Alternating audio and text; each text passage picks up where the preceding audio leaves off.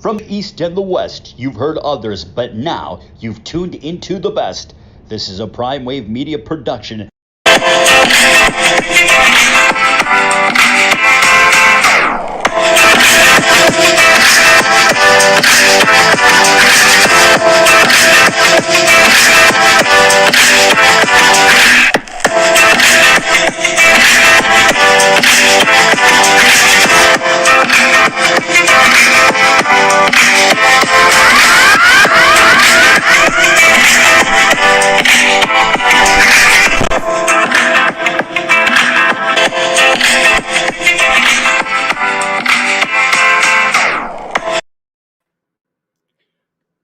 What's up, world? It's the one and only Pop DBIC, the Primetime Capper, and it is time for the premier sports betting show, the Primetime Angles Live. And you guys already know we haven't had him here in almost a month. He's been off for a few weeks with us. He had to go handle some family business and just business in general. But you guys already know what time it is. It's Wednesday. So you know I got the sports agent, sports radio aficionado himself, Mr. Mike Abadir. What's up, Mike? Yo. Happy New Year, my friend. Happy New Year to all the listeners and the viewers out there. 2022, let's make it happen. Let's make it happen starting with this show, with the playoffs, with the Raiders, and just make this an overall good, healthy, productive, fun year. Put 2021 and 2020 behind us. Yes. All right, so pretty much let's go ahead and jump into our first topic in hand. And, it's kind of near and dear to all of us. We have the biggest game in the NFL, and this is exactly what these owners visualized when they were making these moves to these cities, that they will be having big games in these beautiful stadiums. And it comes down now to the Raiders hosting the Chargers over at the Elegante bankrupt airline stadium, you know what I mean, aka the Death Star, aka the Roomba. Allegiant it's they overspent. I think they overshot, they overestimated what their capabilities were with the naming rights. But this is also, you were talking about the changes and stuff, moving cities, etc. It's also a good usage of the flex time when it comes to the game times. Right. I kind of liked how MLB switched to the game start time for everybody, whether West Coast or East Coast, is exactly the same. Right. So people aren't scoreboard watching and then have, meaningless games in the afternoon. The NFL hasn't quite taken that policy. What they're doing is they're doing a flex schedule. Right. So we get to watch NFL starting on Saturday with the Chiefs and the Broncos, an AFC West rivalry, of course. Playoff seeding involved. And then we close the weekend with an AFC West game between the Chargers and the Raiders. Winner moves into the tournament. Doesn't get much better than that, man. Man, who you telling? That's everything that they play for. It's everything. And yeah, man, it's just gonna be an incredible game.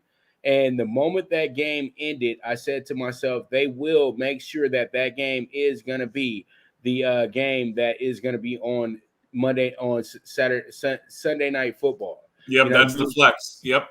And I just knew the moment that the Chargers won that they were going to make this the game, because this location says everything. It's Las Vegas. Vegas is the new kid on the block, the new city on the block. They want to, and it's the gambling, it's the sports betting haven of the world. It is. It's Mecca of sports betting. So, this game is going to be having a lot of people throwing bets in on it. So it's almost like just utter sweet. It's like a big boxing match that they're setting up somehow, some way, but using the NFL in a sense for this as well too. But let me get into my notes real quick for this game, Mike. And from what I see here in my notes, you have a Chargers team coming into this one. The Chargers been struggling a bit, but both teams are playing for a playoff spot. We both know this. The Chargers are 1-0 in Vegas in their brief history there. Also, the Chargers won week 4 28-14. So that makes 2 in a row over the Raiders. And this was another national television game, which was on Monday Night Football. Then the Raiders have came into this game winning 3 games in a row. The Chargers have lost their last 2 out of 3. Carr has a 7-8 record all time versus the Chargers, and Herbert is 2-1 versus the Raiders all time on his side. So we look at this game, and there's not they're not separated by too much when it comes down to the quarterback play and how this game should situate and things like that. But one thing I'm going to say before I hand the floor back over to you, Mike, is this has to be the biggest game in the brief history in Las Vegas for the Raiders. This is the biggest game that they've dealt with, other than the opening game of opening up the stadium. But this game is huge. This isn't the biggest Raider game ever, because I've seen a Raiders situation like this before. And the last time the Raiders were in a situation that was similar to this, let me give you a great story. I remember this because they were in Los Angeles at the time. This is about 1993. Shannon Sharp was still a young player in the league, but he was awesome. He was already showing the new version of what the tight end of the future was going to be. You know what I mean? They went up 24-3 in that game. The Raiders wound up winning that game 27-24. I remember this game vividly because I listened to the first half on radio and watched the second half on television. And Bob Papa was just so down and out. But when the Raiders scored that first touchdown before I went in the house to watch the game, he was excited and you could feel it in the Coliseum. I said that the Raiders are going to be this is before I hand it over to you, and this is not homering or anything like that, because you know I play it fair. Everybody gets a fair shake with me. But the Raiders and their fans are going to make this a very tough game on the Chargers, dude.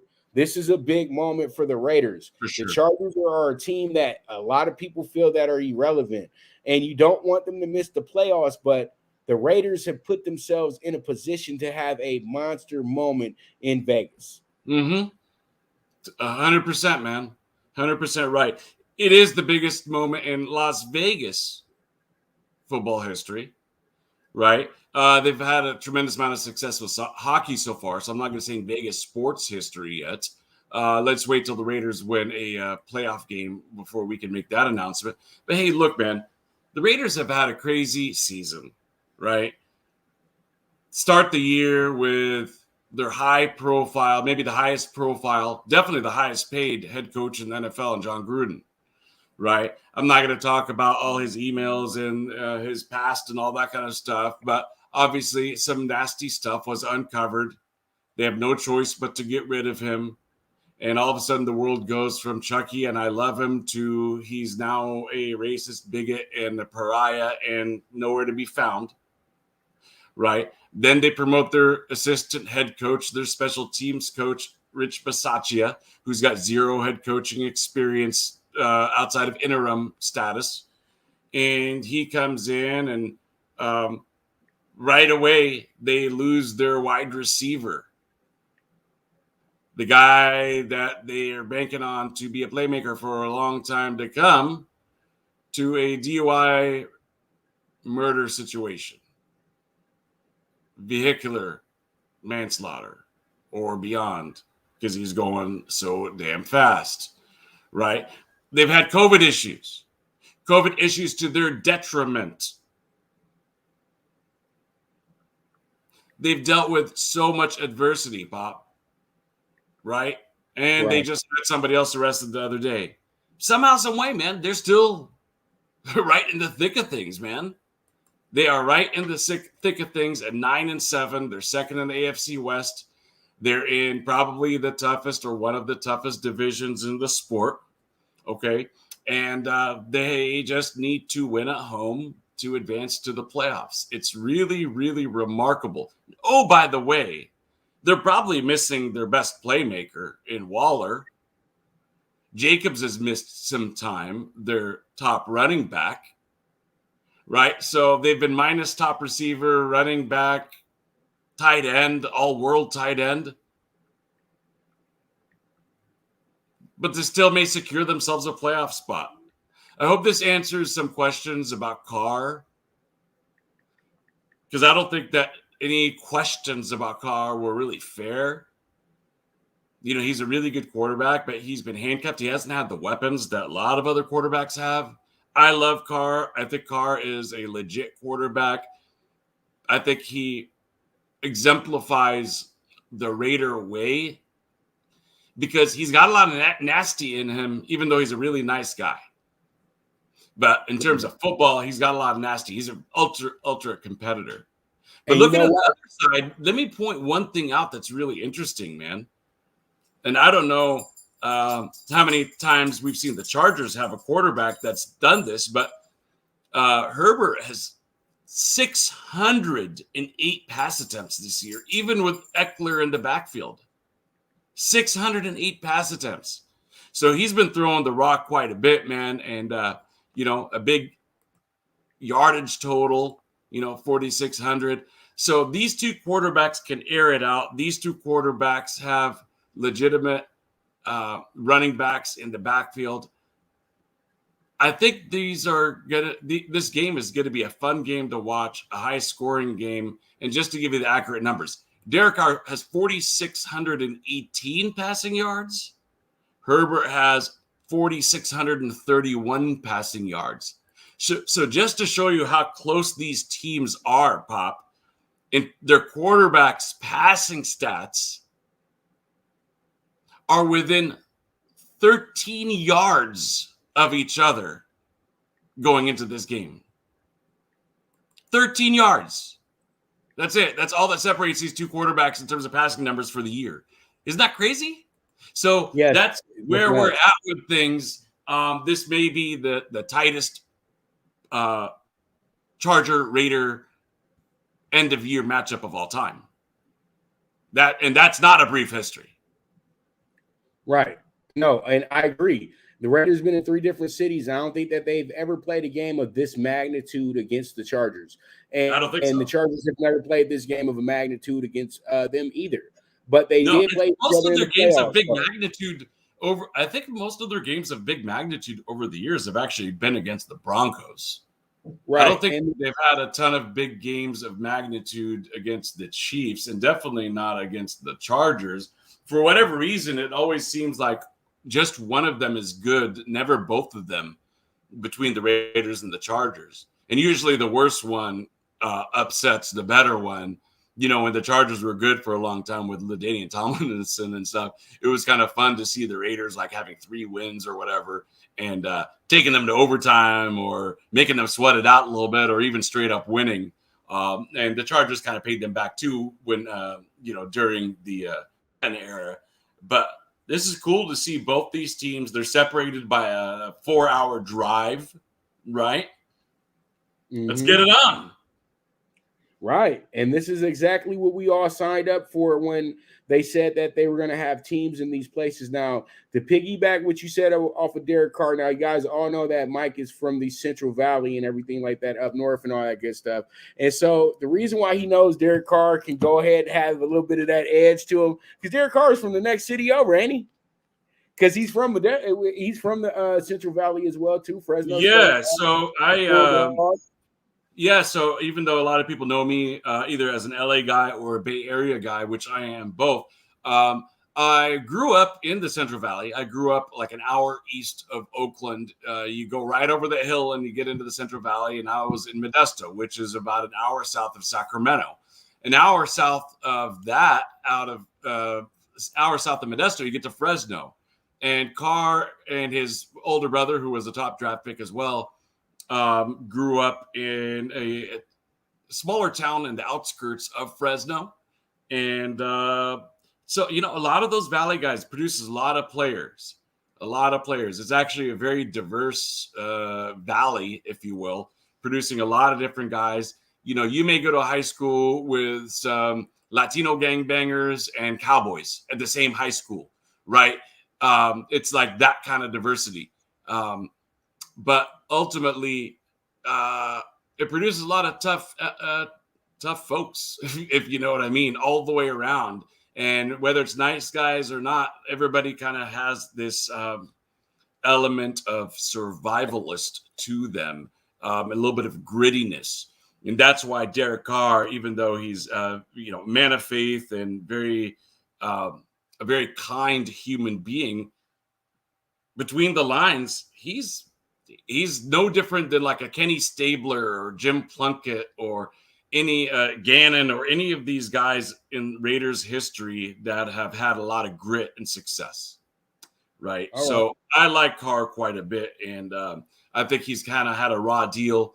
But look, you remember what happened in his near MVP season a few years ago, the only season that they've been in playoff in recent memory. You remember what happened, right? Yeah. He didn't get his chance. Right. So believe it or not, this is actually going to be, if he makes it into the playoffs, this will be his first career playoff game. If I'm not mistaken. So, you know, I hope it happens. I'm not going to pretend to be an unbiased, media person. No, I hope it happens. I'm a Raider, once a Raider, always a Raider. I was with the Raiders for 5 years. I've had clients on the Raiders. I want to see them win. There's not a lot of Charger fans out there anyway, so I don't think I'm offending very many people. Most people that go to Charger games are NFL fans or are there to see the opponents. So let's get it on. Well, well said, Mr. Abadir. And I'm just going to leave it with this right here for all the haters and all the people within Raider Nation that aren't fans of Derek Carr. I hate to tell you this, but Derek Carr is going to be the quarterback for as long as he wants to be, okay? The Raiders have not had a quarterback like this man since probably Rich Gannon, and before Rich Gannon, it was Jeff Hostetler. So you have to understand the time and place with the Raiders over the last 25 years that they've only had 3 really, really good quarterbacks, winning quarterbacks, guys that can get you wins and guys that are gutty. And I would say out of those 3 players I just named, Derek Carr is the best one. It's that simple. And you guys just have to understand that part, and it is what it is. So we're going to go ahead and move on to our next subject in hand. Since we're talking NFL and we're just staying local with it, let's talk about the Rams. The Rams have their eyes set on playing in the Super Bowl at SoFi. In my notes for the Rams that I have today, the Rams have won 5 in a row. So they won the month of December and dropped the month of November. And they've won 5 in a row since losing that 3 in a row. And at that point, they were 7-1. They were 7-4, and a lot of people had a lot of doubts. Oh, the Rams are about to miss the playoffs. Oh, they're about to get caught by so and so. That was always a big laugh because we all know that the NFC's once you leave the top-heavy portion of the NFC, it's an awful, awful conference. It's just terrible, like seriously. And then you have they can win the NFC West with the win over the 49ers and can keep the 49ers out of a playoff with this win as well, too. They can clinch the 2 seed with this win due to the tiebreaker with the Bucs. And then Cooper Kupp, Mike, having the greatest season for a wide receiver ever. These are his stats: 138 receptions, 1,829 receiving yards, 15 touchdown receptions, and he's 13.3 yards per catch. And OBJ has figured out how to be a serviceable player again, and he has, over these 5 games he's been with them, 25 receptions, 287 receiving yards, and 5 touchdown receptions. So OBJ just really was probably playing hooky, and he just needed a new place to go play at. And you got to ball in LA or you're going to get clowned, dog. You can't go to the club anymore if you're going to come to LA and be trash. Rams have lost the last 5 in a row to the 49ers. And peep this, Mike. Peep this.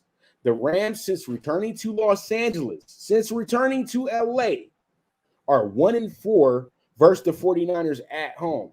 The last win against the 49ers in LA came at the Coliseum, 12-18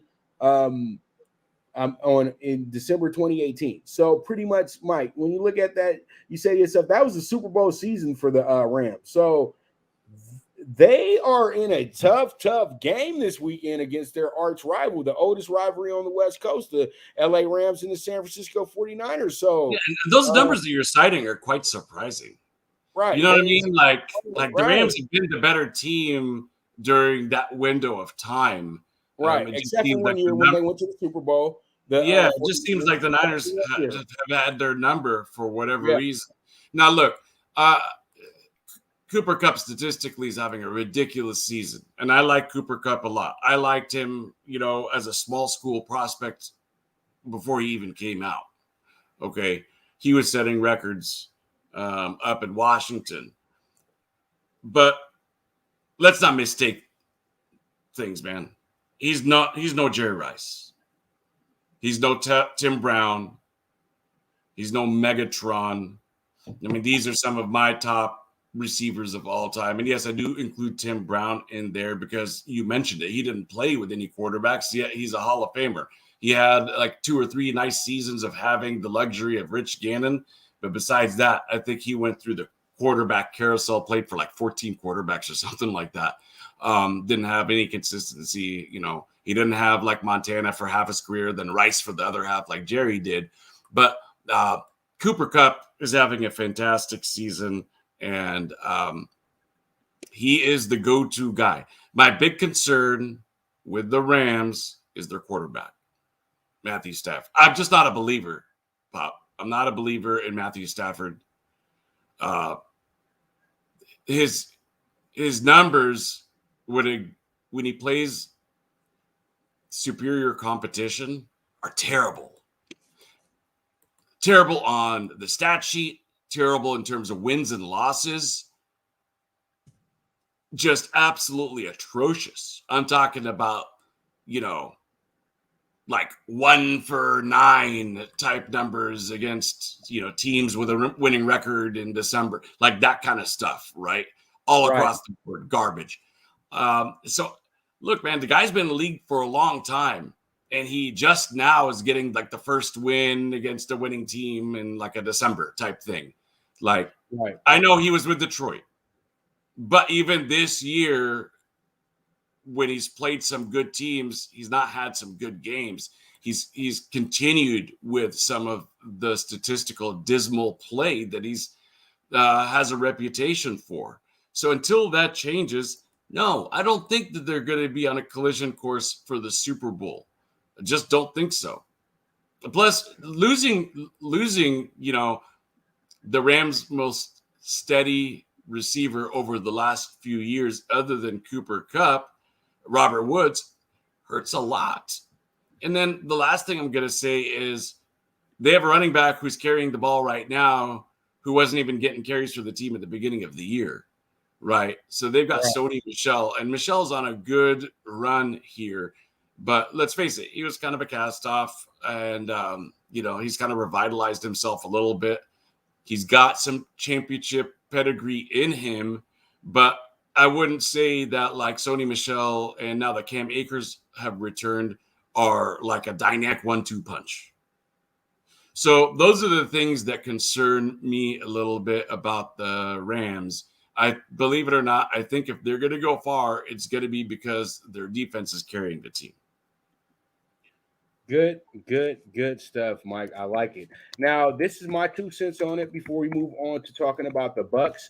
I totally agree with you on Stafford because I was at the game week 4, and I told before we jumped out the car, I said that you guys have to be ready that Matt Stafford could go ahead and blow this game today because the Rams were looking great, 3-0, 3 straight blowouts. You're walking into and everybody's excited.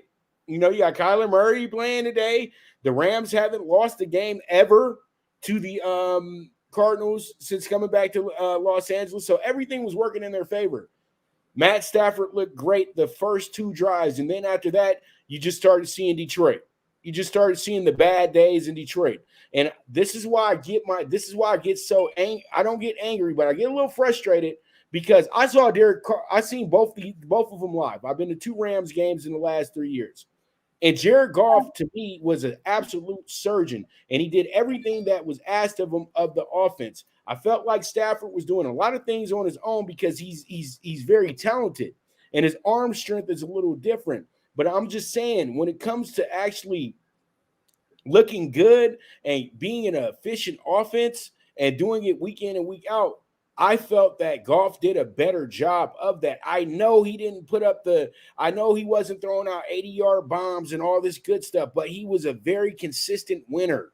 That's the whole thing. And even in Detroit was one of the better covering teams in the NFL. They didn't win a lot of games because the talent wasn't there. But if you give them a little bit of talent, they could have been one of these teams vying for the NFC playoff spot as well, too. So that's why I say that the Rams didn't win anything in this trade. The Rams, what they did was they put themselves in a position. They put themselves on the clock. That's what they did.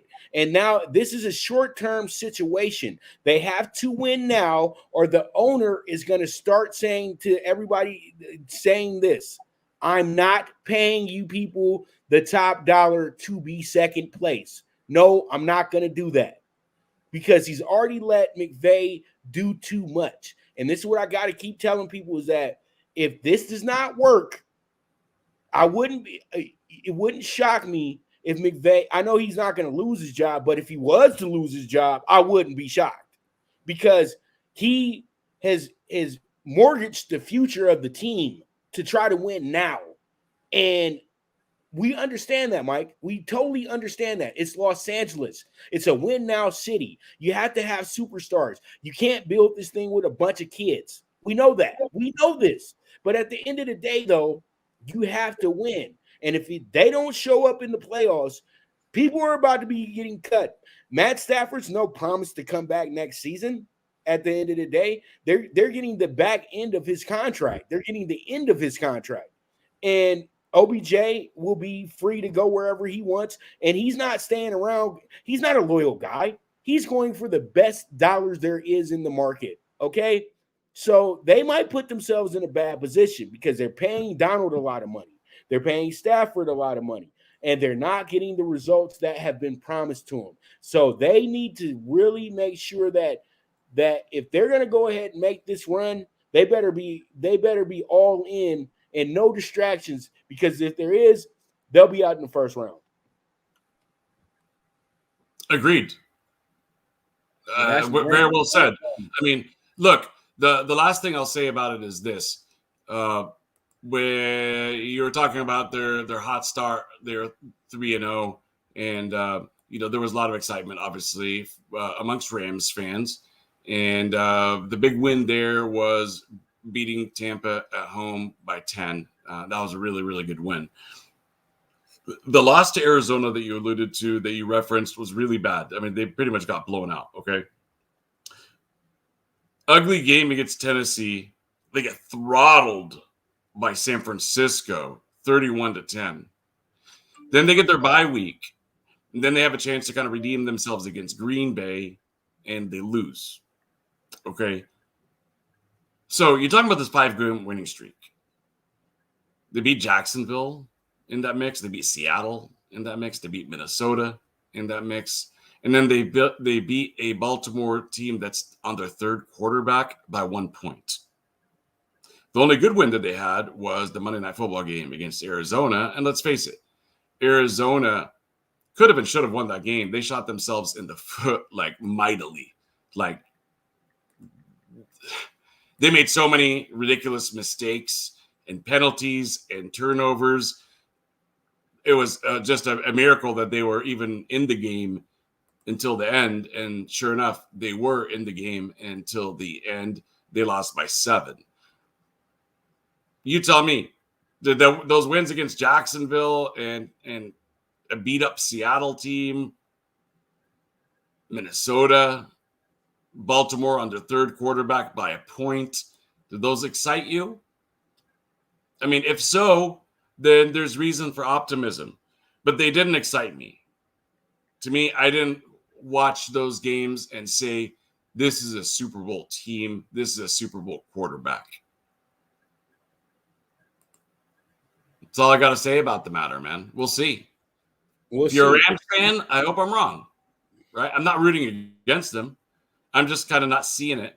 I actually, believe it or not, I still actually think that Arizona is a more dangerous team than they are. I know you're not a big fan of their head coach. I get that.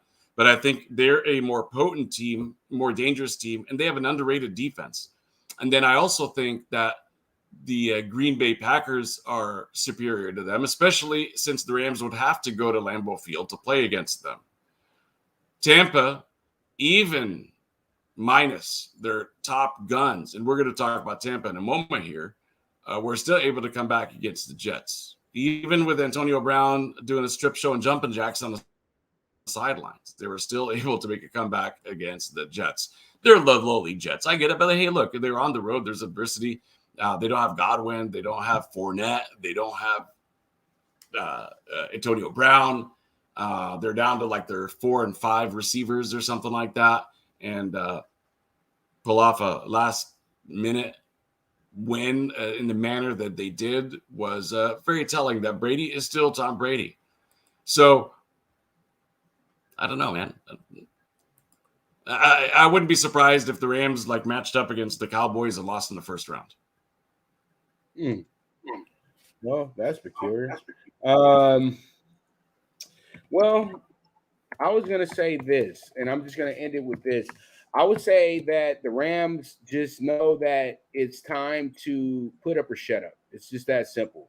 They got a pretty new stadium, and you know what? They promised themselves that they would be playing in that stadium for the Super Bowl. I know that was the promise that was made by their head coach, and they did everything in their power to put that team together.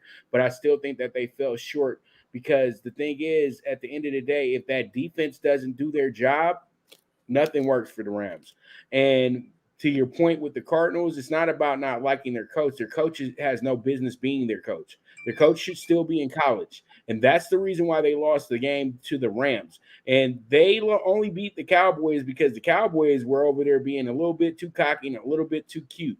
And we know everybody can everybody can go toe-to-toe with McCarthy as a head coach as well too, bro. So at the end of the day, when it comes down to winning the games that matter, that's why McVay undressed them like that. You know what I mean? And they were all over the place. They didn't know what to do. And, and all it is that I can tell you like this. Mike, I know that you have a little bit more insight on this than me, but when a guy starts yelling on the sideline who doesn't do that normally, which Kyler's been doing the last few weeks, he's over it with the coach. You know this. When he's over here yelling and screaming and, talking to nobody, literally, but just yelling and screaming his frustration out. Yeah, you're not feeling this coach or this coaching staff anymore. So they're going to make him happy, and they're going to bring him in a real coach. And I keep saying to myself that if Arizona was smart, they'll offer the same exact money that Gruden got from the Raiders for Mike Tomlin. He's the perfect fit for this team. I promise you. He's the perfect fit because Pittsburgh is over and done with. I don't care what anybody says. Without Big Ben, their team is not going to be as efficient as they were. They're going to be like the Bears. They can play really great defense, but their offense is going to be null and void unless the running game is going to be really good that day. But let's move forward. Let's talk about the Bucs. I just wanted to finish my part, and we'll move on. All right, so Bucs. All right, the Bucs are – can the Bucs repeat as champs, Mike? If Fournette comes back, yes. If Fournette does not come back, they're going to be up against it. I think they're going to have a really, really tough time doing so with Ronald Jones in the backfield. Fournette just my boy Ronald like that, man. Hey, look, I don't dislike Ronald Jones. The thing is, Fournette brought a dynamic to the team that was above and beyond what they expected. It reminded me of like LSU Fournette or the first 2 years with the Jaguars Fournette. He really, really revived himself to an extent that he once again became like a real factor. Not just a guy that's going to get you 3.5 per carry or whatever, but like a guy who's going to be a touchdown maker, a guy who's going to be a difference maker, a guy who opens up the passing attack for Brady.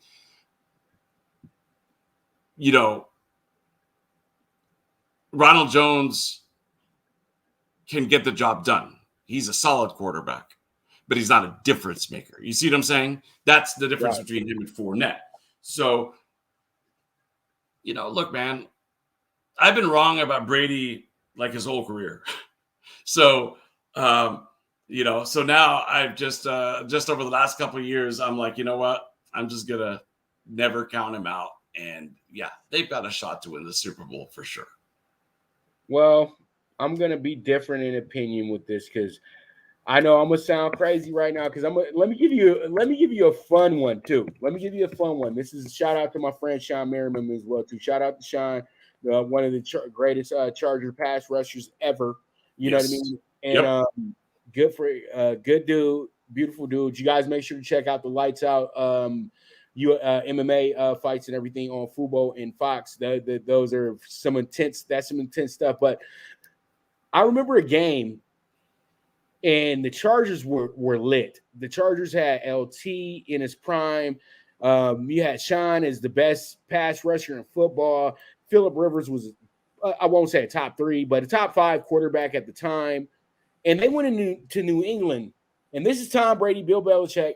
And they absolutely crushed the Patriots. Because what happened was the Patriots scored 17 to start the game off. They were 17-zip. The Chargers literally laughed on the sideline and scored 41 unanswered.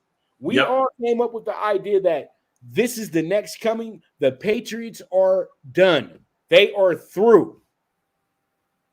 Fast forward. They meet up again. Guess what happens? They lose. Same thing. Chargers lose. Now they lose. Chargers lose this game, and they get a little undressed in the game as well too.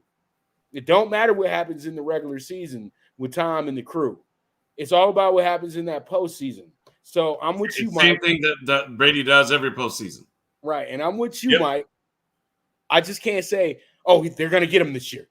Because we've been saying this for 15 years, and it still ain't happened. Exactly. It still ain't happened. We done had Elway have one of the greatest decades a quarterback could ever have. We didn't think nobody could go to 4 Super Bowls in a decade. And he lost every single one of them. But once that was done, they spent about 9-10 years losing, not losing big and losing bad, but they weren't even coming close to Super Bowls at that point. And then by the time you get John Elway to the end, he takes them to Super Bowls. So never doubt the old quarterback. That's all I can say. And I'm going to end it on that note, Mike, before we go to commercial and get right on back into talking some NBA. You know, I love talking about the hoops. So, we're going to talk. Good. Let's do it. We're going to talk some Lakers. Bills paid, and we'll get to the NBA. Yeah, well, so pretty much, because we can talk about Tom Brady all day. And you know what? Fox or ESPN's not paying me yet. So pretty much I'm not told to mention Brady all day. So I'm not going to sit here for 30 minutes with him. I'm not Skip Bayless. All right, we'll be back. This is the premier sports betting show, the Primetime Angles Live. Good News Only Racing Club, led by the legendary Doug O'Neill, the trainer of 2 Kentucky Derby winners, and I'll have another in Nyquist. Also trained 2-time Breeders' Cup champ Golden Sense, who are just a part of a long list of thoroughbred champions trained by Doug O'Neill. The Good News Only Racing Club has a young core of horses to look out for in Dennis's Celery, Irish Heatwave, and Notre Dame, just to name a few. Win the day every day with the Good News Only Racing Club, a proud sponsor of the NFL Bet Exchange. From the East and the West, you've heard others, but now you've tuned into the best. This is a Prime Wave Media production.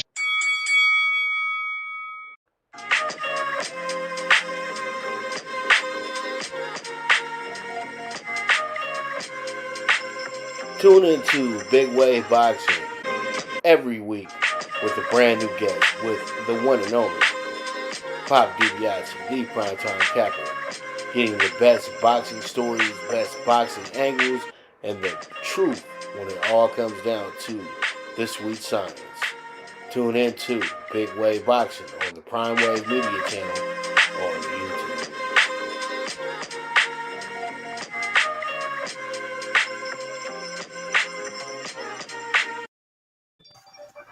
All right, we are back. Back like we never left, right? So pretty much we have ourselves a very, very, very fun situation going on here. The Lakers have won another 3 in a row. So everybody who's just ready to throw the Lakers away and all that good stuff has to understand that the Lakers are a very middling team. And literally 70% of the NBA is middling at this moment right now. There's only 4 dominant teams in the league like that. You know what I mean? And then there's a lot of bad in the NBA as well too, Mike. You know what I mean? So the NBA is kind of like a moving parts in a sense. So a lot of people have to understand that the Lakers are peaking just a bit. Now, if you break down their last 11 games, they're 6-5, Mike. So pretty much, yeah, they lost 5 in a row, but they had won 3 before that. Now they won 3 in a row again. So that once again, it goes back to them being a middling team because they'll get 3 games ahead above 500, then they'll need to lose 3 in a row. But that's no fault of theirs. They're still putting in a lot of effort when they play these games. The Lakers have only been blown out so many times this year, like maybe 4 or 5 times. Their games have been close. Like every game in the last 5 minutes, there's a chance for them to win. So when I look at the Lakers notes that I have here, I've already mentioned 3rd in a row. Last night they win the game in convincing fashion. They went ahead and won that one 121 to 113 last night. LeBron had 31, 55 in 31 minutes. And Malik Monk was the X factor last night, 24 points, 6 of 11 from the three-point line. And Westbrook was 19, 7 and 2. And he went 7 and 19 from the field. Howard had a double-double last night, 14 points, 14 rebounds. THT was the big man off the bench. He went ahead and got 19 and did it with 9 of 13 on shooting. And this was the key stat to me last night. 14 offensive rebounds and forced 18 turnovers last night on the Kings. And the Kings looked good all night long. They played great basketball all night long. And honestly, when you looked at the game, they should have probably deserved to win the game. But the Lakers showed that grit. They showed that determination. They showed that why these guys are stars and are so heralded. And they went and got themselves a good win last night. I know that's not going to impress the world because they beat the Kings, but at the end of the day, that's a good team win and that's a good team building situation for the Lakers. Now, I'm going to let you take the floor in 1 second, but I'm going to talk about Westbrook real quick. I see a lot of people are talking about they're trying to kind of soil what the Lakers got going on right now. Every time the Lakers are trying to do something positive, here comes the Athletic, here comes Bleacher Report, here comes somebody with a little bit of information and really just talking for themselves. Oh, I heard that Russell Westbrook's in trade talks. Mike, you're an agent. You know this. Every single player except for the franchise guy is always on the table to be traded. So it doesn't really matter if he was brought up in trade talks. But why do we have to mention this as they're going on a winning streak? You know what I mean? Why do we want to keep distracting the Lakers from the goal at hand? And that's winning games, being a top 4 seed, and competing for the Western Conference Finals and possibly competing for the NBA Finals. So Westbrook, to me, I'm going to say this right now, and it's not going to be popular. He is not the problem. And if anybody I need to go to war with against these superstars like Steph Curry and CP3 and all these guys that are going to the Hall of Fame, I'm taking Russell Westbrook. You're coming with me. That guy from Lawndale, the guy from Hawthorne, yeah, you're on my team. You know what I mean? LeBron, and that's why LeBron personally got him, because he needs a dog when it's time for the dogs to go bark. Seriously, and dogs to start biting. You know what I mean? He doesn't have that with AD. AD is a chihuahua. You know what I mean? You know, he's fancy, you know, but somebody is going to go out there and put the blood, sweat, and tears and really sacrifice his body every single night. Yeah, that's why Russell Westbrook's on this team, and that's why he's not going to get traded. So let's just go ahead and end that discussion now. It doesn't matter what you guys feel and what you can put together as your little play GMs and your little 2K games and stuff. It's not happening. Nobody's taking on $44 million for the next 2 years. I'm sorry. Not even 44, 91, Mike. $91 million. So get the Westbrook trade out of your brain. Just let it go. It ain't happening. Go. That's it. Go ahead, Mike. It ain't happening in terms of the Westbrook trade. I agree with you. I'm not as high on Westbrook as you are. I think he's a great stat sheet filler. I think he's a great fantasy player. And I think he's a guy that puts butts in the seats. I think he's more about the stats than any, like him and Harden to me are guys that'll like always look good. They're going to get to the Hall of Fame and they're both going to be ringless. At least Harden's got a shot with the Nets. But these guys, I don't think they're going to be retiring with championship rings. I just don't feel it. I don't think that they make their team better to the point where they're winning championships. That's just me. And I'm a casual NBA observer. I'm not an insider. I have no expertise to speak of. So I'm just speaking as a casual observer, as a fan of the sport. Look, the Lakers are basically a 500 team this year. I think they're one game above 20-19. They've been lousy within the division. I think they've got a 2-5 record in their division. They've got a tough division, man. Obviously the Clippers, when they get healthy, are going to be tough. The Suns are probably amongst the top 2-3 teams in the NBA, and the Warriors are maybe the top team in the NBA. So they've got a lot of teams to kind of like leapfrog in the standings, or some to be able to beat in a playoff series. Right now, I would not put any money on the Lakers, put it to you that way. Any futures wagers or something like that, unless I'm getting really, really healthy at juicy odds. That's just my feeling on it. I know there's a lot of Laker fans that tune into this show. I'm not trying to rattle you guys up or be like a Skip Bayless and take a contrary opinion or anything like that.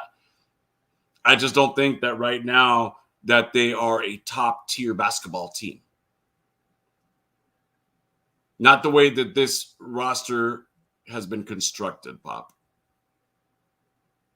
I can go ahead and say that you have a very good point to that, Mike. I'll be dead honest with you, is that you do have a great point to that, and I do agree. I've never said anything about the Lakers winning a championship now. You know what I mean? Because that takes a lot more, and they would have to make some moves. You know what I mean? But it's not going to be Westbrook, and I wouldn't want it to be Westbrook either. But the moves that they would need to make is guys like DeAndre Jordan. No point of having him here. Agreed. He's a bad fit. Right. He never was a fit. They were just signing a name. That's not, let's not sign names. That's the biggest problem with Rob Pelinka, is that you sign names, not signing guys for talent. You're signing names. That's what the biggest problem is with him. So DJ can go. We need to evaluate what Kendrick Nunn can do before we can think about anything with him, because he is a stellar talent, but he just hasn't been healthy this season to play. And also, Kent Bazemore is absolutely worthless. There's nothing that he's doing that's helpful either. So those are three players right there that can go right now. And then there's a player that a lot of people might not be happy when I say this, but if they asked for him in a trade, I wouldn't hesitate trading him, Dwight Howard. So, I know Howard plays well once every 6 games, but we need that effort every single night. You know what I mean? If you really want to be something in this league, you have to get that effort every single night. And he's not giving them that effort at all. So, he did great with the double-double last night. And then, he'll be out for 2 games with some type of injury or something. And then he'll not do it. Then he'll be in a bunch of foul trouble in the next 3 games. So, at the end of the day, it's just, I think that he's past his time as well, too. But if he sticks around, great. Because I know that when it's time to go to war and they tell him to stop messing around, Howard's another guy that you put into the war with you as well, too. Because that's who helped us. And I won't even hesitate to say that he was the sole reason why the Lakers beat Denver in the playoffs a few years ago in the bubble.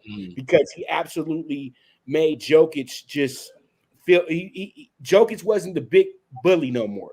He had to really go ahead and work for all of his. He wasn't getting any. That was a true center matchup, and Dwight Howard won that outright, and that was beautiful. And that's why I say to myself, I want to get rid of him, but I know if I get him in the playoffs, I know what he can do to their big man. So, on a defensive end, I can't ask for Orlando Dwight, but I can ask for Dwight right now in my Billy Bean Moneyball situation. So that's how I see it with that situation right there. Now, let me give you a great similarity to this team. And they made a trade in the mid-season. They didn't do all their work in the beginning of the year. The Lakers remind me of the 1995 Houston Rockets. Everybody was old. You had, and then you finally put two former teammates together from college with Drexler and Olajuwon. You kind of say that you kind of use that in the sense where you got two former Olympic teammates playing with each other with Westbrook and LeBron. You know what I mean? So, you got all these big names on the team that were somewhat great years ago. And wasn't like Barkley, Pippen, Drexler. Barkley was still in Phoenix at this time, and Pippen was still in Chicago. But when they won the 95 championship, they had guys like Otis Thorpe. They had Vernon Maxwell. They had Kenny a lot Smith. Didn't they have Kenny Smith? Kenny Smith. Yeah, that's Kenny Smith's brightest moments of his career, those 2 seasons. But they went against a real young Orlando team, and they swept them. And that's where I say if the Lakers can be healthy in the playoffs, they can run the same exact card that the Houston Rockets did by just being the old men, knowing things that they don't know. You know what I mean? But at the end of the day, I hate to say this, but Golden State is by far the best team in basketball, and they are going to be very tough for anybody to beat. Period. They got no signs of slowing down right now. Even Brooklyn. So it doesn't really matter what everybody's saying about this team or that team. The team right now in the NBA, the team is the Golden State Warriors. Agreed.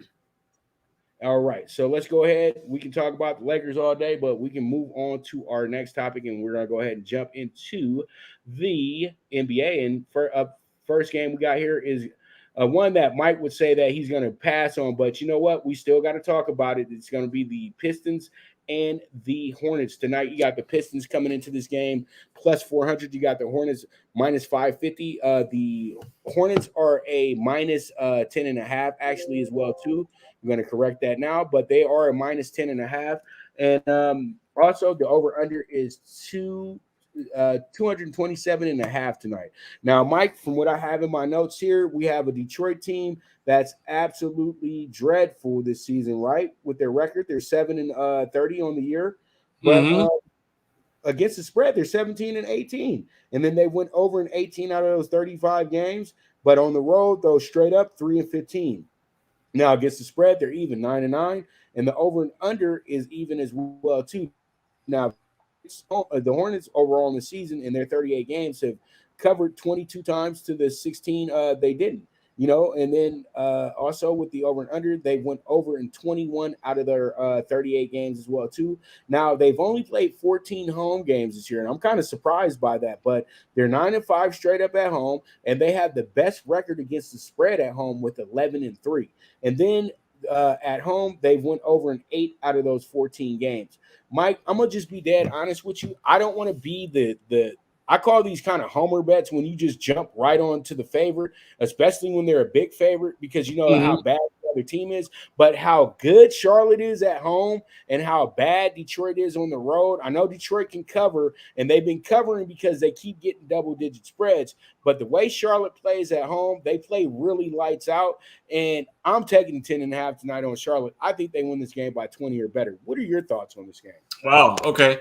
Yeah, I mean, you know me well. Obviously, my initial instinct is, two bad teams, to kind of shy away. But look, the Hornets are 9-5 at home. The Pistons are 3-15 away. The Pistons are really bad. The Hornets are average. I mean, I think the play here, obviously, is the Hornets going to win the game. Do they have blowout capability? I think at home they do. Because, like I said, they're 9-5 at home. So anytime you have a team that rises up to the occasion for their home crowd, you got to respect it, and you got to think twice about going with a team that's only won 3 games on the road.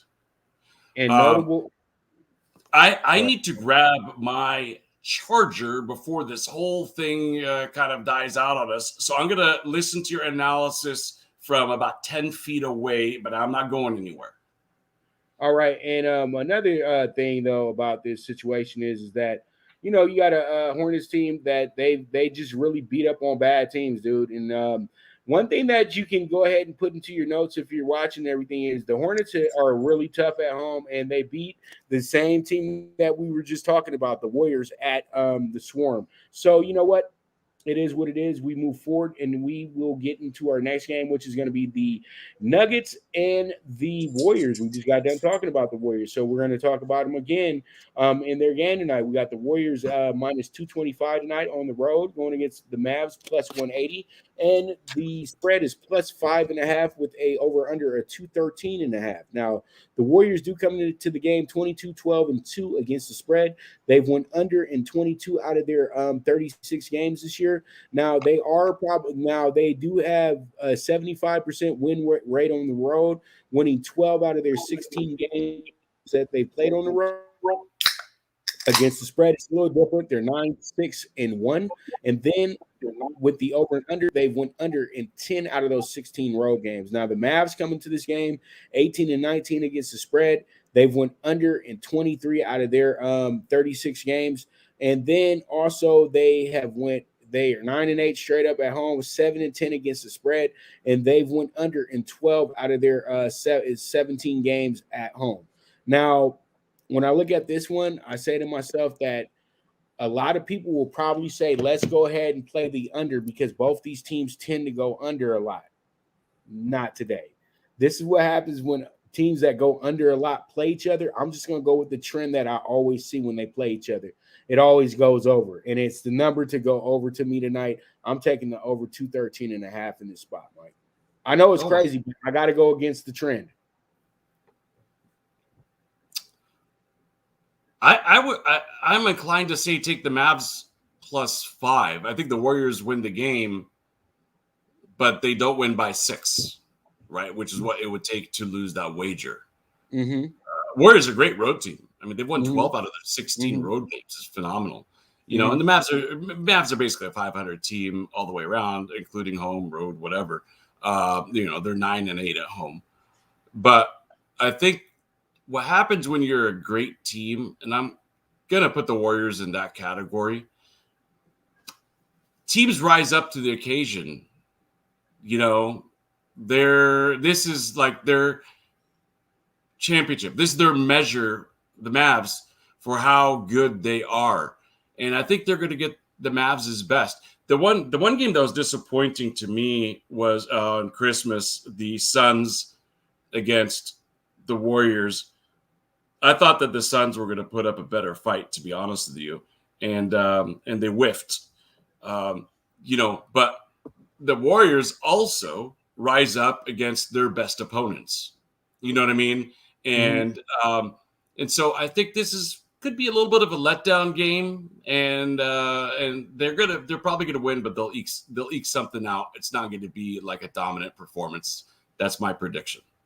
Oh, yeah. It's always a tough spot for the Warriors going to Dallas because people got to understand when Dallas was in their prime and the Warriors weren't really good at all, during the regular season, they used to literally but let me take that back because the Warriors actually, when the Mavs were really good, the Warriors used to really give them some issues. They beat them twice in the playoffs as an 8th seed. So let me take that back. But I'm talking about those lean years. Yep. Yeah. Dallas used to really throw it on them at home. So I know anytime you go to Dallas, any Mark Cuban-owned team, you're going to have issues because this team has probably had, one losing season in the last 22 years, to be honest with you. So, you know, them at home is always a tough spot. It always is. It doesn't matter. But Dallas has been struggling at home a lot lately, but they always show up against these top teams like the Warriors. So we'll see how it goes. We'll see how it shakes out. We move forward from there. Now we have ourselves our next game up, which is going to be the Jazz and the Nuggets. The Jazz and the Nuggets.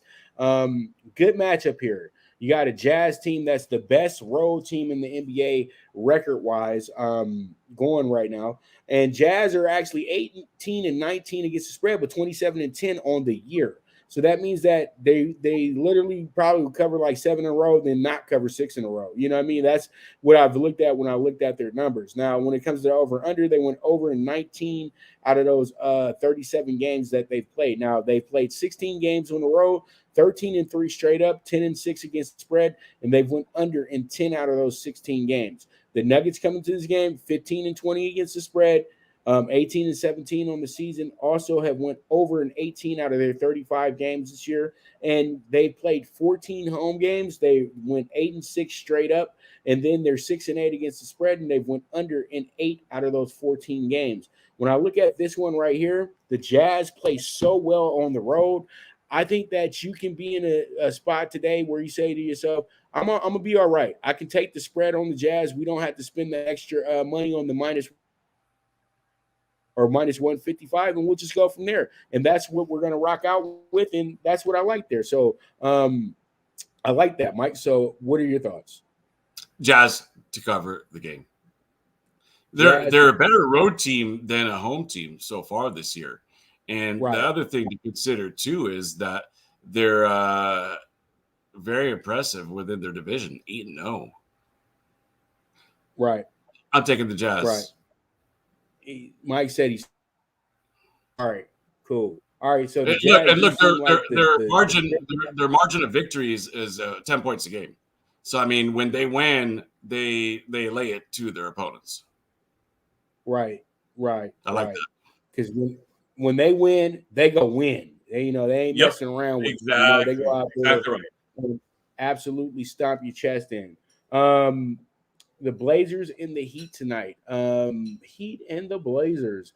Now, tonight in this game, we got a Blazers team that is just is kind of an eyesore this year, Mike, to be honest with you. They're not good at all this season. I'm just going to be dead serious, dude. Like, I don't like what I see with this team this year. And I think that, pretty much, I won't say it's on Chauncey. I'll just say that this situation, this roster has ran its course. Not Lillard and not McCollum, but the supporting players in the group, they can go now. You know what I mean? And I think they're not going to get to the playoffs, anything like that this year because of what happened in the front office. It's just too big of a distraction this year, Mike. So I think that at the end of the day, this winds up being a game that winds up being pretty good. But I think, though, when you really look at the end point here tonight, and when I see my notes, I say to myself that you got a Heat team 21-17 against the spread. They've went over in 23 of their 38 games this year. They've been on the road 22 times, 11-11 straight up, 12-10 against the spread. They also have went under. They've also went over in 14 out of those 22 games. Blazers 13-23 against the spread. I know they ain't been like that in years. And then they're also even when it comes to the over and under in total. But at home, they played 21 games, winning 12 of them straight up. They're 12-9. And then also when it comes down to the spread, they're also 10-11 at home. And then they went over in 11 out of those 21 games. So the Blazers are kind of a back and forth home team in a sense. But I think in this spot tonight, I know that they're not a big dog, but they're going to be my dog tonight. So I'm going to take them as my little small dog tonight with the plus 110 that they moved up to right now. I know it's not a big dog of the day situation and everything like that, but they're at home. I can always trust them at home. And the Heat are kind of a moody team. Some nights they're really good, and some nights they're really bad. So, yeah, their record looks really good, but they are not a team that you can really trust with your money night in and night out. And tonight's the night that I don't trust them. So I'm taking the Blazers with the small dog bet here. Yeah, look, I'm not trying to copy you, but I think you're on point. That's my play as well. I think the Heat. Look, it's anytime you go up to the Rose Garden, it's tough. I don't know if they even call it that anymore or not. Moda Center, I think. But look, Miami's. It's a long road trip. That's a long road trip. And they're in the course of a West Coast trip. And those are always kind of grinding. The Heat aren't the best on the road. They're very average, 11-11, which tells you how good they are at home. They're 12-4. So here's the surprising thing about the Blazers. Regardless of how bad of a season that they're having and the situation with Chauncey and the situation where there's superstar, etc., they're 12-9 at home. This is a good home team, so they compete at home. That's for sure. I think they have a legit chance to win, but I'll take the 2 points here. Give me the Trailblazers. All right. We move on. Let's go ahead and get into the nightcap. Mike's favorite team growing up. He'll never admit it. The Sacramento Kings. Yeah. I'm just messing with you guys. If you were a Sacramento Kings as a kid, you are a soldier, bro. I still root like for the being a Kings. Jacksonville Jaguars fan. Yeah, I still root for the Kings. Right, the days of Vlade and his cigarettes and Bibby and Doug Christie and Chris Webber. Those are some really fun. White Chocolate. Let's not forget about him. Yeah, man. I still root for the Kings, and man. You naming all the successful people. I go back to the days with Walt Williams, Odin Polynice, who else? Reggie. How about this? Reggie Theus. Reggie Theus. Yes, Reggie Theus was a part of the old Baby Blue days. With Sacramento kind of had there you go. You know your old school Kings, man. I like it. And then Bill Russell was actually their coach as well too. Probably the worst coach they had in their franchise history, but man, he was the coach. So let me tell you a really quick story before we handicap this game. So go ahead. On my 7th grade basketball team, and I was never a very good basketball player, I'll be the first to admit it. I was always a baseball guy. I played baseball, throughout high school and on into, my college and semi-pro days. But I wanted so badly to be a good basketball player. So on my 7th grade team, and this kind of dates me a little bit, but Jerry Tarkanian and UNLV were the hottest team in the country. Okay. And so my coach, his name was Marcus. Coach Marcus took us to the UOP game because this is before Michael Olowokandi, but he took us to the UOP game when they were hosting UNLV. Okay. And we get to our seats and there's a couple of parent chaperones and stuff. They give me a ticket. I just go to the seat number that it says. I sit down. Immediately next to me, Reggie Theus. Literally the seat next over. So I got to chop it up with Reggie Theus all game because he loved it that there was a crew of small little basketball players from 7th grade that are there and hungry to learn from the college players. So that's my quick Reggie Theus story. I got his autograph, obviously sitting right there. I had him autograph the ticket stub, and I was a Kings fan ever since that moment. So with that said, Kings are feisty at home. They're below 500. The Hawks are below 500 on the road. But over the years, the Kings have always been a tough home team from the days of Arco Arena and stuff. Give me the Kings here getting 2 points. I don't understand why the Hawks are giving 2. Maybe you could give some insight to that. It should be a high-scoring game, high-scoring, high-flying game. Over-under is, my goodness, 235.5. Well, the Hawks, you know what? The Hawks got off to a really rough start on the road. And they started off on the road, I think, 0-7. And they were on a West Coast trip, too. Now their road record is 8-11, so that means that they've won 8 out of the last. So they were 0-7, so that means that they've won 8 out of their last 12 road games. They've been on the road 19 times, so they started off pretty bad, but it was on a. So West there's some Coast improvements. Yeah, so they've improved, but they've been beating up on the Eastern Conference. That they did the first half of their little jaunt on the West Coast, and it was terrible for them. They were running into games every night, losing by 20 or better. So they're much improved from that time. They're 14-22 against the spread. They went over 19 out of their 36 games. Now, when it comes down to the road, as I said before, 8-11 straight up, 7-12 against the spread. And then also they are 11-8. They went over in 11 out of their 19 games. Now the Kings 17-22 against the spread this year. 20 went over their 30. They went over 20 times in their 39 games. And then when it comes down to the spread, they're 10-12, and straight up at home they're 10-12. And then when it comes to the over under, they went under in 13 out of those 22 games. I'm sorry. But all in all, though, I'm with you, Mike. There is really no reason why the Hawks should be the favorite. I know that they're doing this because the Kings are coming off of a back-to-back. But if you run the tape of the Kings game, they had 18 turnovers. They lost the game by 8 points, but they had the Lakers down 5-6 points throughout the whole night until the final 6 minutes of the game. So they had a great game last night. They just didn't keep up the pace, and I think their coach lost his cool at the wrong time. Even though it was a bad call, he lost his cool and kind of threw everything off. And once you piss off the refs in the last minute, I was a coach for 10 years. Once you piss them off in the last minute, they're not doing anything for you anymore. You lost. Seriously. It's not like they're trying to rig or throw the game or anything. It's just that you shouldn't have been talking so much. You know what I mean? So it is what it is. So I like the over. I like the under, Mike. It's 235.5 tonight.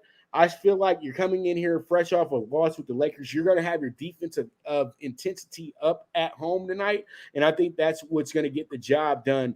And I like the under more than anything here in this spot tonight. Good stuff, man. I like it. All right, so I'm still getting together talking tickets. So real quick, Mike, is there a game of the night that you like a lot, like saying college basketball or college football that we had that's not in my group? Not in the group, no. I'd say my play of the night would be the Blazers getting 2 at home. Okay, I like that. And so if you're still putting it together, how do we find out? Are you gonna tweet it out? Obviously, your paying loyal members are going to be getting a text, but you gonna be tweeting anything out about it? What? You said you're putting together the big parlay. Yeah, I'm putting it together now because I don't know why it slipped my mind while we were doing everything before the show, but I have it together. I just have to get it on the screen for you. But all in all, though, what are your thoughts on Flightline? Let's talk some horse racing real quick. What's your thoughts on Sadler's new big horse? My thoughts are I wish that we saw this horse a little bit earlier. Well, it's always on the owners, dude. You know that, especially when it comes to Ronis. Ronis is very involved in the situation. He's not like how I would be as the owner, like, oh yeah, just go run him in the 12.5. No, ain't no problem. You know what I mean? I won't be at the track, but go on ahead and run him.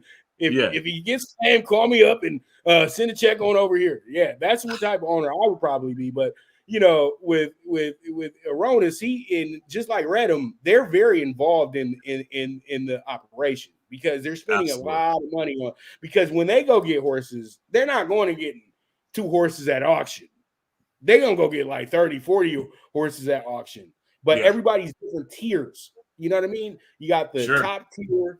You know what I mean? You got the mid tier. Then you got the low tier. And then you just got we own the horse, we like the horse, and it's fun when he runs with the other horses in the morning. But we know that he ain't gonna do much but be a valet pony. You know what I mean? But we know that. Some days we might be able to get something out of him on a quick 20K claimer. You know what I mean? So that's how I look at it. But let me tell you the horse that is exciting me right now, though. I would say that the horse that made me just very impressed with was the one he ran last weekend. I can't think of the name right now, but the horse ran in a big stakes. The horse actually won the Luca Queen Stakes on Sunday, and that horse was absolutely incredible for Sadler that he had. Now, real quick, let's just talk a little Baffert real fast. What are your thoughts on them finding? Well, we already knew what the situation was, but CHRB is in some trouble right now, brother. And I love CHRB, but they're getting it. Bob Baffert is the bad little boy that just keeps getting them in trouble. You keep trying to clean up things at Chuck E. Cheese, and it's just more spills and more stickiness everywhere you go. You know what I mean? Yeah, I sure do. No, well, you said real fast, and I'm going to be real fast because those 3 bottled waters I drank before this program. I'll leave it at that. Look, man, Baffert is now in a situation where he's making it really hard on the sport. Right. And once you become hard on the sport and you're problematic, sports got to make a decision. Kind of like Gruden. Now, he didn't do anything resembling what Gruden did. Okay. It's completely apples and oranges, completely different things. But my point was there was enough pressure on the sport that the Raiders couldn't keep him. I mean, their hands are tied at that point. You got to cut bait on him. And I'm afraid that may be the case for Bob.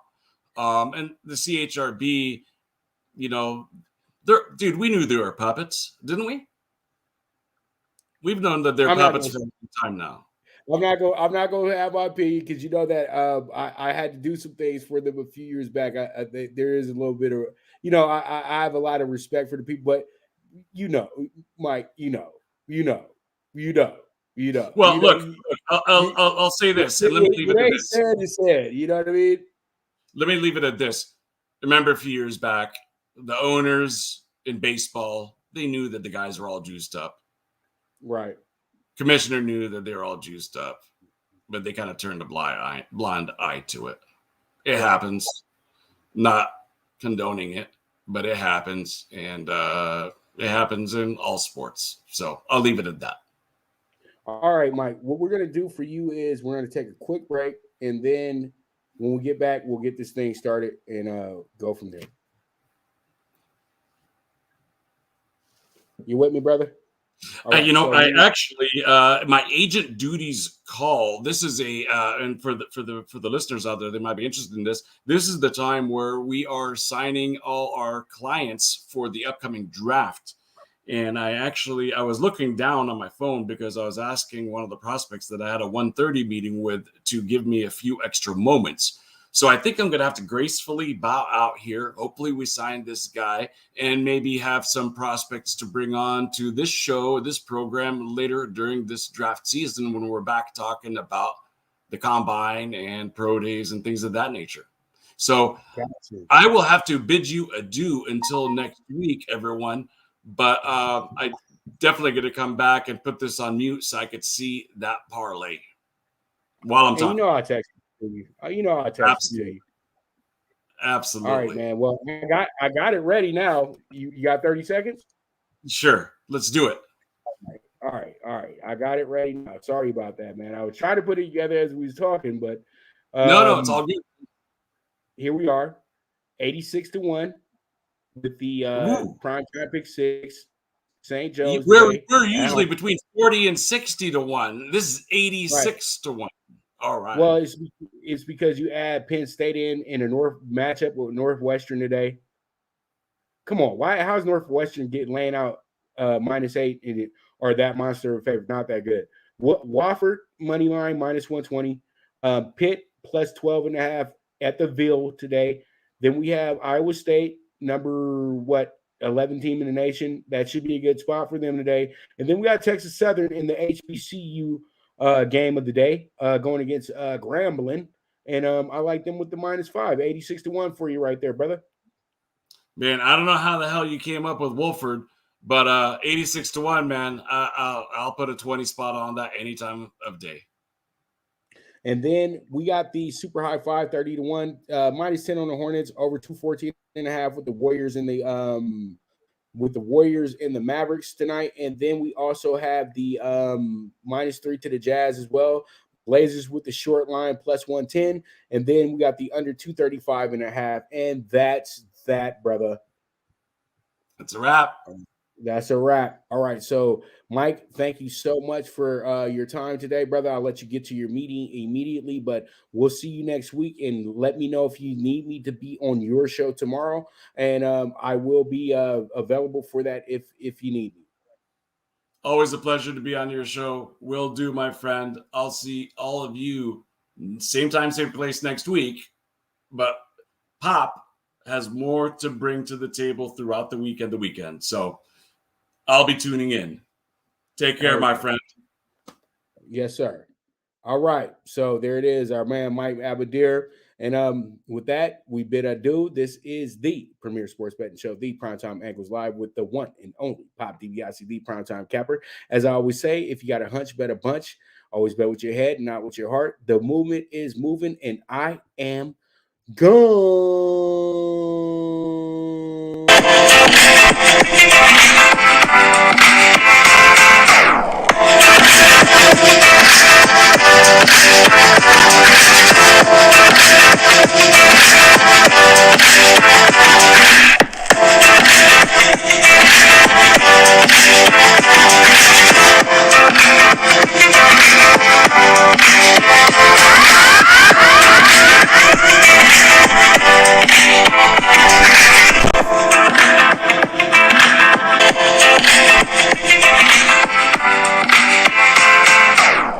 From the East and the West, you've heard others, but now you've tuned into the best. This is a Prime Wave Media production.